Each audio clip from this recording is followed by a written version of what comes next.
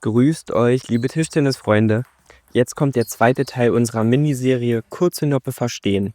Und wer könnte die kurze Noppe besser erklären als Ex-Bundesligaspieler Nico Popal? Wer den ersten Teil noch nicht gesehen hat, sollte das jetzt noch schnell erledigen. In diesem zweiten Video wird Nico erläutern, welche kurze Noppe er spielt, warum er sein Material durch den Plastikball ändern musste und worauf man allgemein bei der Wahl seiner kurzen Noppe auch nur zum Ausprobieren achten sollte. Viel Spaß damit!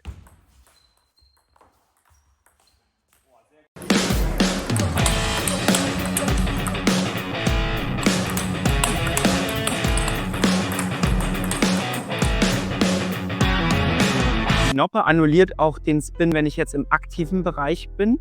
Also wenn du jetzt der gegenziehen willst, beispielsweise mit der kurzen Noppe, nimmst du dann den Topspin von mir raus, also den Überschnitt, den ich in den Ball gebe, annulliert es die kurze Noppe, oder würdest du sagen, ich muss genauso zumachen wie mit einem glatten Belag, vielleicht sogar noch mehr oder mehr öffnen? Das hängt von den kurzen Noppen ab. Prinzipiell würde ich sagen, ist es so, dass man unempfindlicher ist. Man kann zwar selber weniger Rotation erzeugen mit kurzen Noppen, ist aber auch unempfindlicher. Deswegen ist man für dieses schnelle Spiel so ein bisschen geeigneter. Aber das hängt noch von den kurzen Noppen ab. Und der Plastikball hat das Ganze sehr verändert. Ja. Der Plastikball springt deutlich höher ab, egal welcher, als die Celluloidbälle früher. Das hat es der kurzen Noppen nicht unbedingt leichter gemacht, weil dieser flache Block eigentlich nicht mehr so leicht funktioniert. Deswegen muss man so ein bisschen gucken, welches Material man auch spielt. Ja. Musstest du in dem Zuge, also das war ja noch ein bisschen sogar vor meiner Zeit, wo ich einigermaßen gut geworden bin mit den Plastikbällen, also ich habe mich dann schon relativ schnell mit dem Plastikball auch eingespielt. Musstest du denn mit Material aktiv umstellen, als dann der Plastikball kam? Ja, ganz eindeutig. Ich habe gemerkt, dass die relativ normalen, herkömmlichen Noppen für mich nicht mehr funktionierten. Darf man Firmennamen nennen? So? Ja, klar.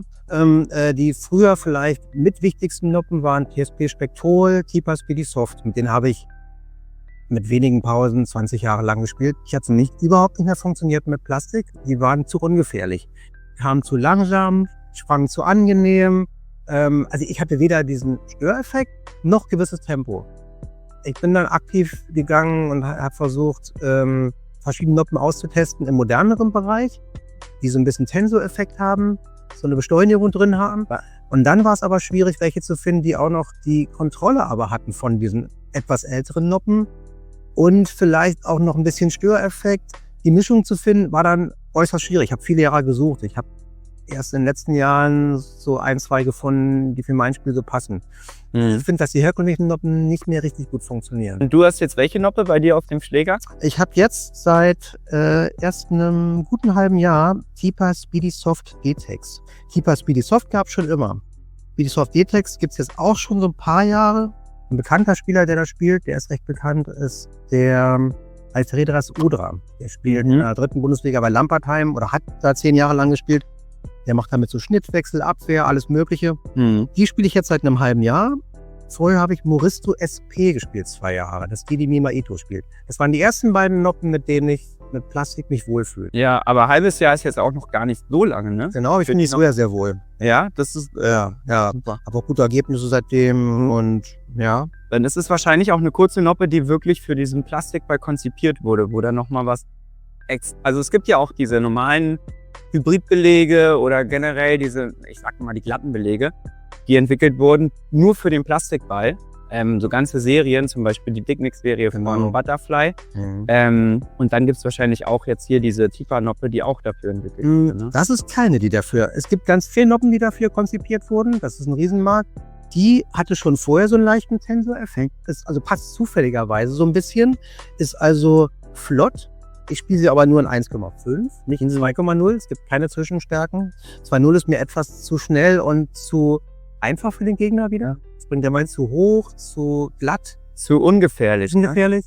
Mit 1,5 kann ich mehr Tempowechsel spielen. Spiele dafür aber ein sehr, sehr schnelles Holz. Ich spiele Masunov-Holz. Das ist das schnellste Vollholz, was ich kenne. Von Butterfly. Von Butterfly. Wird seit vielen Jahren nicht mehr produziert. War immer das schnellste Vollholz auf dem Markt. Und ich glaube, Samsonov hat es sein Leben lang gespielt, zum Beispiel lange Zeit auf Franziska.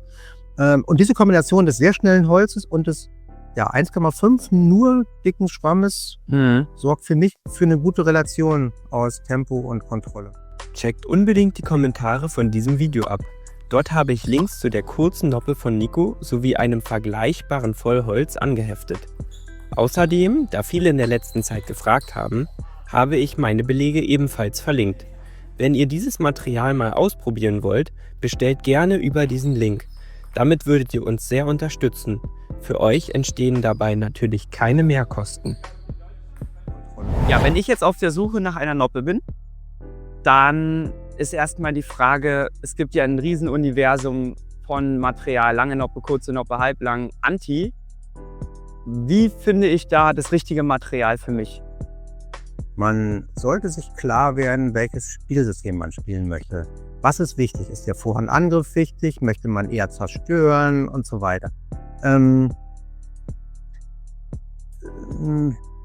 Sprichst du von jemandem, der schon kurze Noppen spielt oder der dahin wechseln möchte? Ich spreche jetzt von jemandem, der, ich sag mal, 1 Jahr lang Tischtennis in einem Verein jetzt neu angefangen hat und mit ganz glatten Belegen jetzt so ein bisschen die Grundschläge beherrscht und gerade an dem Punkt steht, ich habe mich ein bisschen verbessert, ich möchte neues Material ausprobieren und überlege vielleicht, um einen größeren Störfaktor in mein Spielsystem zu bringen. Also ein Spieler, der relativ am Anfang steht und ja, wie man sich dann entscheidet und wie man dann aus dem Wirrwarr vielleicht, ja. Ich würde mir erstmal überlegen, ist eine kurze Noppe überhaupt das Richtige für mich? Da würde ich so ein paar Sachen überlegen. Man muss in der Lage sein, dicht am Tisch spielen zu können. Ne? Man kann ja schwer mit kurzen Noppen, sagen wir mal, so 1-2 Meter nach hinten gehen. Da lässt sich sehr schwer spielen. Ja, sehr ungefährlich, sehr unkontrolliert. Man muss die Bälle eigentlich alle sehr früh nehmen. Quasi im Aufsteigen oder im Aufprall. Ja. Ja, vom Tisch weg. Und da muss man schnell sein. Man muss den Schläger oben haben. Man darf nicht unbedingt eine Technik gelernt haben, wo der Schläger ständig unter den Tisch geht, sondern muss eigentlich über dem Tisch sein. Man muss schnellkräftig sein. Dicht am Tisch, kurze Bewegungen, schnelle Hin- und Herbewegungen drauf haben.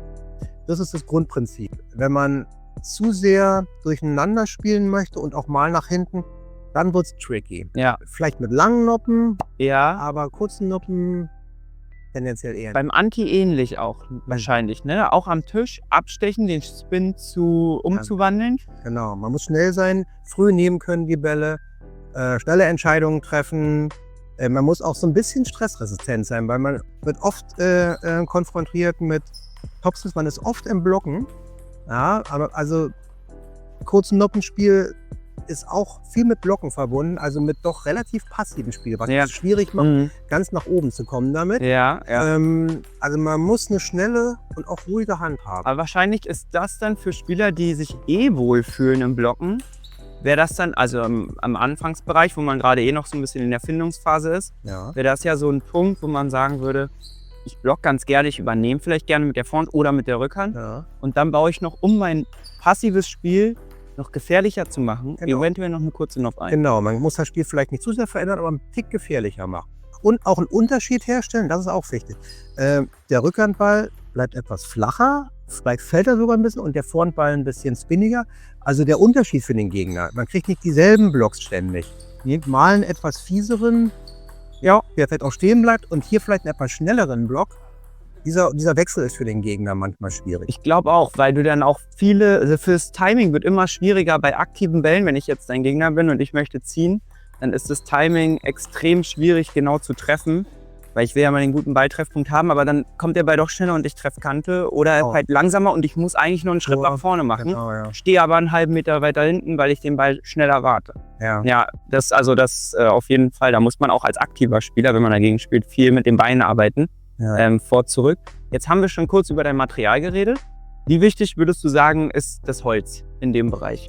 Sehr wichtig. Ich würde, also wenn ich was gesucht habe, war es immer relativ schwierig, einfach was für meine Vorhand zu finden. Für den Noppeninnenbelag war es nicht so kompliziert, ein Holz zu finden. Für den Noppenbelag ist es oft wichtig, ein eher härteres Holz zu finden. damit man eine präzisere Rückmeldung bekommt für den Noppenbelag. Also zu weiche Hölzer machen das Ganze oft etwas zu schwammig. Man kriegt keinen so präzisen Druckpunkt. Ein weicheres Holz ist vielleicht besser für Rotation, für Topspin, aber für kurzen Noppen eher nicht. Also ein bisschen härter. Es dürfte auch ein bisschen schneller sein normalerweise. Ich finde es wichtig, ein Holz zu bekommen, in der Hand zu haben, was den Ball flach abspringen lässt. Danach bin ich immer auf der Suche. Und deswegen ist das Masunov-Holz, finde ich, jetzt auch ganz, ganz gut zu spielen, weil der Ball relativ flach rausgeht, damit der Ball nicht zu viel Höhe bekommt, weil das Blocken dann schwierig wird. Und dann wird es auch für den aktiven Part wieder ein bisschen einfacher. Ganz genau. Dann störst du nicht so viel. Ja. Jetzt würdest du sagen, es gibt irgendwo einen Punkt, wenn ich jetzt schon 15 Jahre Tischtennis spiele, ist es zu spät, jetzt noch mit einer Noppe anzufangen? Oder würdest du sagen, der Wechsel lohnt sich doch für mehr Spieler, als man denkt, auch noch in einem Alter, wo man doch schon lange mit normalen Belegen gespielt hat? Würde auf ich eine sagen. kurze Noppe. Ja, das kann man nicht fest sagen. Ja. Würde ich sagen. Wenn es vom System her passt, dann ist das eine gute Möglichkeit. Ich würde sogar vielleicht gerade sagen, für etwas ältere Spieler, die vielleicht auch nicht mehr ganz so fit sind, um mit beiden Seiten ständig Topspin zu spielen, auch mal das Tempo rausnehmen, Tempo wechseln, den Gegner mal laufen lassen. Glaub nämlich auch. Ich bin lang genug gelaufen, so. Nee, ich sag auf. Dass Spieler, die dann sagen, oh, ich schaff's vielleicht nicht mehr und ich bin nicht mehr so sicher mit meinen Topspins. Ja. Nebenbei. Und ich fühle mich doch auch manchmal im passiven Bereich ganz wohl. Hab lange aktiv gespielt. Jetzt doch mal was Neues mit einer kurzen Noppe. Ist nochmal was anderes auch als eine lange Noppe. Ne? Wo man immer nach hinten, viel Beinarbeit, du musst immer die Diagonale rennen, nach hinten abwehren, nach vorne ziehen. Da hast du am Tisch nochmal eine andere Option. Ich denke immer, das Entscheidende ist, es muss Spaß machen. Ja, man muss gerne damit spielen. Ja. Dann das ist sowieso das Wichtigste, finde ich. Also alles andere ist nebensächlich, ist sekundär. Und dann wird es auch automatisch wahrscheinlich ganz gut werden. Dann wird man öfter in die Halle gehen. Ja. Und eigentlich soll es mit Spaß gehen. 100%. Ich kann es ja mich da selber sehr gut reinversetzen. Macht ja gerade Spaß, wenn man merkt, oh, man wird besser, das liegt einem auch. Und wenn einem vielleicht das Material dann nicht so liegt, dann kann es auch manchmal ein Punkt da sein, dass man ja vielleicht wieder ein bisschen zurückkommt vom Tischtennis. Dann braucht man wieder neues Material, übt wieder und dann merkt man, oh, es läuft, es macht Spaß, man kommt wieder richtig gerne in die Halle. Ja. Dann kann auch so ein Materialwechsel extrem viel dazu beitragen, dass man doch nochmal besser wird. Auf jeden Fall. Und auch viel mehr Spaß hat dann noch beim Sport. Und mit diesen sehr, sehr wichtigen Worten beenden wir den zweiten Teil der Videoreihe mit Nico. Wir hoffen, euch hat das Video gefallen. Wenn ja, lasst gern ein Abo und einen Daumen nach oben da. Checkt das Material im angehefteten Kommentar gerne ab. In diesem Sinne, haut rein und wir sehen uns im dritten Teil, wo es nochmal speziell um Aufschlag-Rückschlag-Tipps für und gegen kurze Noppenspieler gehen wird. Haut rein!